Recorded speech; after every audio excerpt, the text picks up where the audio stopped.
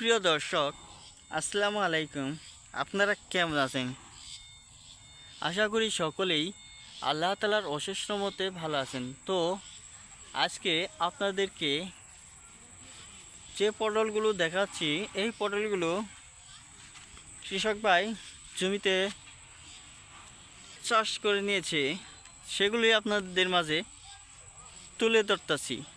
আপনারা ভিডিওটি সম্পূর্ণ দেখবেন।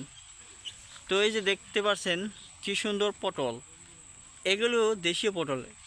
এই পটল কিন্তু আরও বড় হবে, এতটুকুই পর্যন্ত সীমাবদ্ধ থাকবে না। তো বন্ধুরা, পটলগুলো আমরা জানি গ্রামগঞ্জের মানুষ যেহেতু কতটুকু পর্যন্ত বড় হয়, তো আমরা বলে দিতে পারি এই পটলগুলো আরও এরকম বড় হবে, এর থেকে ডাবল এরকম বড় হয়ে যাবে ইনশাল্লাহ, যদি পটলগুলো গাছে থাকে বা সংগ্রহ করে না নেওয়া হয়। তো প্রিয় ভাই বন্ধুরা,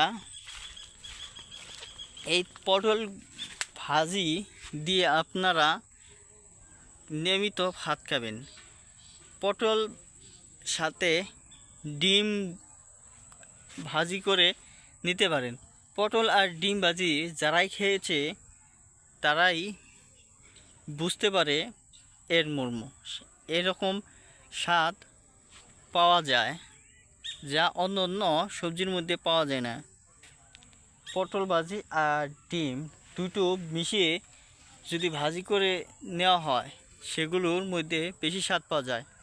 তো সেজন্যই আপনারা খেতে পারেন, চেষ্টা করে দেখতে পারেন যে আসলে স্বাদ রয়েছে কিনা।